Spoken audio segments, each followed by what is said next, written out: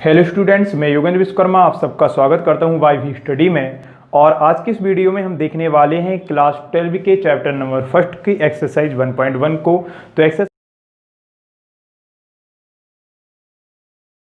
Exercise 1.1 को भी हम कवर करेंगे इस वीडियो के अंदर, और एक्सरसाइज 1.1 का सारा बेसिक भी हम इस वीडियो में समझेंगे।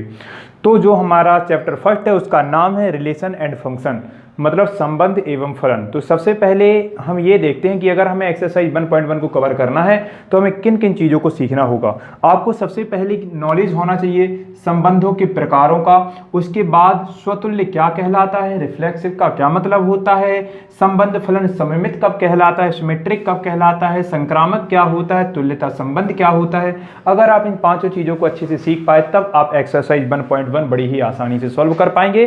तो सबसे पहले हम चलते हैं चैप्टर के नाम की तरफ, रिलेशन एंड फंक्शन। तो अगर आपको 1.1 कवर करना है तो केवल आप अगर रिलेशन को समझ जाते हैं तो आपकी 1.1 कवर हो जाती है, क्योंकि फंक्शन मतलब फलन आपको 1.2 के लिए है। तो सबसे पहले हम ये देखते हैं कि बेटा संबंध क्या कहलाता है। संबंध के बारे में आप कक्षा 11वीं में भी पढ़ चुके हैं। ओके, तो संबंध मतलब होता है एक राशि का, एक समुच्चय के किसी भी अवयव का एक दूसरे समुच्चय के या फिर उसी समुच्चय के दूसरे अवयव से जो संबंध होता है उसे ही हम गणित में संबंध बोलते हैं। सॉरी स्टूडेंट्स, उसे हम संबंध बोलते हैं। जरा देखिए, जैसे मान लीजिए यहां पे एक सेट है बेटा, और इसके एक सेट ए का दूसरे के सेट ए डैश से अगर एक रिलेशन और संबंध ए राशि इस राशि से किसी भी प्रकार से कनेक्टेड है, किसी भी प्रकार से कनेक्टेड है, तो उसे इन दोनों राशियों के बीच एक संबंध बोला जाता है। मतलब ये है कि जिस हिसाब से ये राशि इस राशि से कनेक्टेड होगी, अब अगर इसके अंदर कोई बी आता है और इसके अंदर कोई बी डैश आता है तो उनके मध्य में भी वही रिलेशन होगा। ओके, अगर कोई एक सेट पर कोई संबंध परिभाषित है तो उसका मतलब एक अवयव का दूसरे अवयव से कनेक्ट होना है। ओके, संबंध जिस हिसाब से परिभाषित होगा वो कनेक्शन अपन उस हिसाब से उस एक राशि का दूसरी राशि से जोड़ेंगे।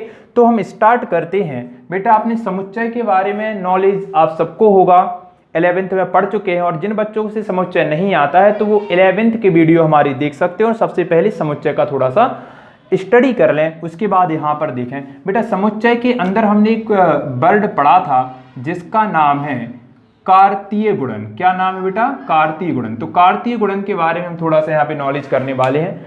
मान लीजिए एक कोई समुच्चय ए है जिसके अवयव है बेटा 1, 2 and 3। ओके, अनदर एक सेट V है जिसके एलिमेंट्स 2 and 4 हैं। बेटा अब अगर हमें इनका कार्तीय गुणन ए का कार्तीय गुणन निकालना है बी के साथ, तो हम क्या करेंगे, कैसे निकालते हैं कार्तीय गुणन, ये हम क्यों बता रहे हैं बेटा। अगर आपको इस लेसन को अच्छे से समझना है, प्रश्नावली को समझना है, तो इसे सबसे पहले जानना आपके लिए बहुत ज्यादा इंपॉर्टेंट है। तो कार्तीय गुणन क्या होगा बेटा, इसका एक का 1 को लिखोगे आप 2 के साथ, 1 को लिखोगे आप फिर 4 के साथ, 11th में सीख चुके हैं। फिर 2 को लिखोगे बेटा आप 2 के साथ। ओके, अब बेटा फिर 2 को लिखोगे बेटा 4 के साथ, 3 को लिखोगे बेटा 2 के साथ, और आप 3 को लिखोगे 4 के साथ। तो इस हिसाब से ए और वी का जो हमने कार्तीय गुणन निकाला बेटा, उसमें कितने अवयव आए हैं, ये पूरा एक अवयव, ध्यान से देखिएगा बहुत इंपॉर्टेंट है। ये पूरा एक अवयव है, एक अवयव तो 2, 3, 4, 5 और 6।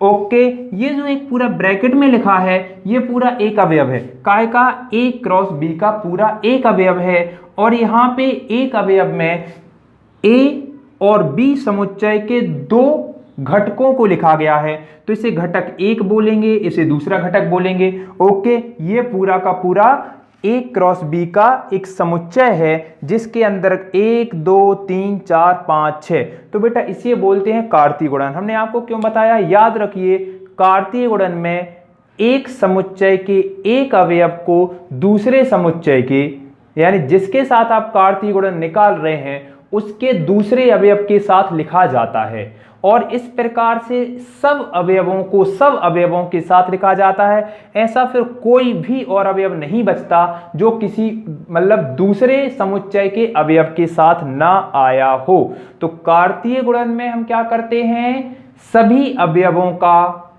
संबंध सभी अवयवों के साथ, तो संबंध ना बोल के ये बात उचित रहेगी अभी कि सभी अवयवों को सभी अवयवों के साथ लिखा जाता है। इसके सभी अवयव मतलब 1 2 3, इसके सभी अवयवों को 2 और 4 के साथ लिखा गया है, इसे बोलते हैं कार्तीय गुणन। तो अब हम बात करते हैं संबंधों के प्रकारों की।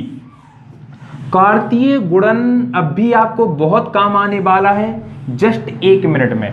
तो सबसे पहले जो संबंध होता है नंबर 1 वो है बेटा रिक्त संबंध। सबसे पहले क्या होता है, रिक्त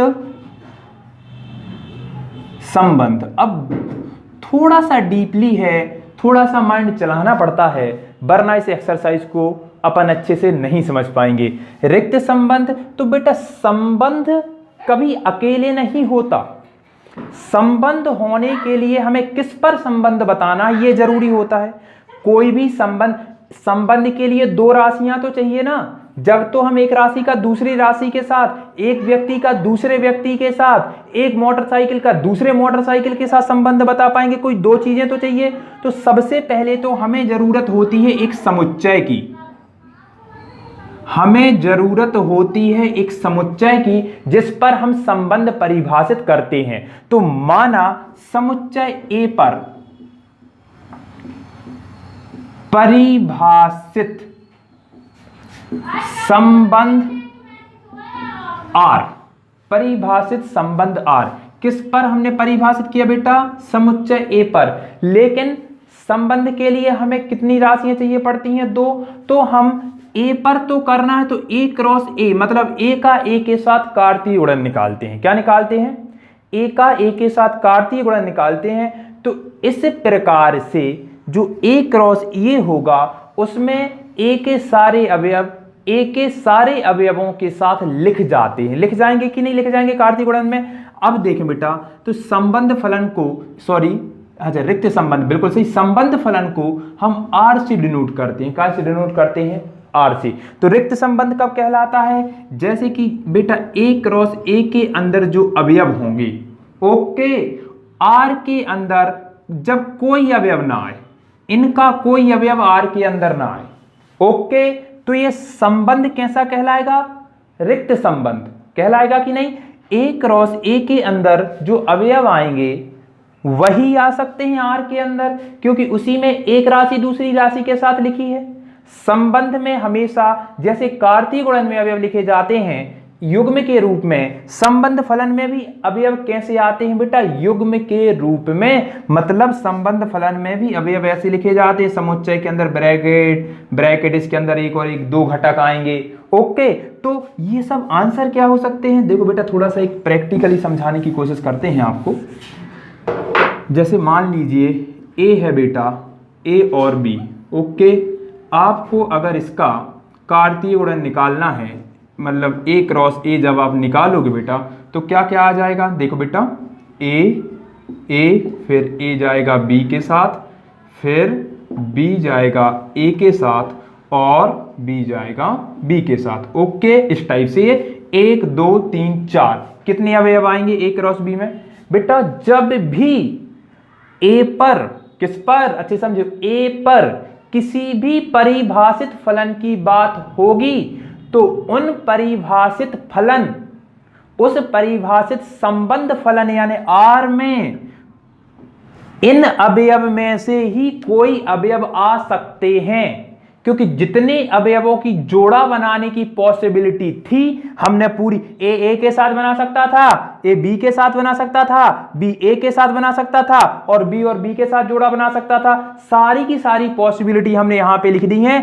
तो संबंध फलन में इन्हीं में से कुछ अवयव आएंगे, हो सकता है पूरे आ जाएं, ओके, हो सकता है एक भी ना। तो यही बात है, जब संबंध फलन इम्पिटी होता है, इनमें से कोई भी अवयव संबंध फलन में नहीं आता, तो इस प्रकार के संबंध को क्या बोला जाता है? रिक्त संबंध बोला जाता है। ओके, जब संबंध फलन में इनमें से कोई भी अवयव ना आए तो उसे हम क्या बोलते हैं बच्चों? रिक्त संबंध बोलते हैं। तो रिक्त संबंध को हम कैसे बताएंगे? देखें जरा, ये केवल बेसिक नॉलेज है, लेकिन इस लेसन में इसलिए इतनी डीपली जाके पढ़ा रहे हैं, काम बहुत आने वाला है, नहीं तो नहीं बनेगा।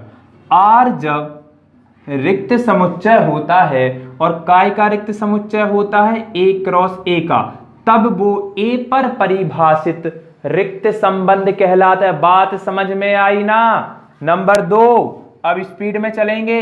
नंबर 2 है सार्वत्रिक फलन। सार्वत्रिक फलन, ओके, ए पर परिभाषित आर सार्वत्रिक फलन तब कहलाता है जब ए के अंदर ए क्रॉस ए के सारे एलिमेंट आ जाते हैं। सॉरी, आर के अंदर ए क्रॉस ए के सारे एलिमेंट जब आ जाते हैं तो इसे हम सार्वत्रिक फलन कहते हैं। ओके,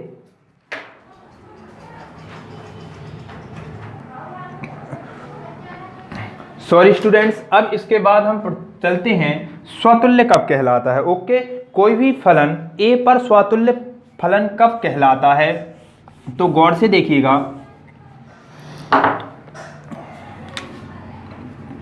समुच्चय ए पर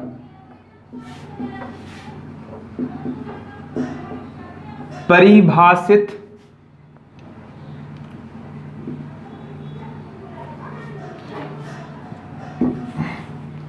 संबंध आर।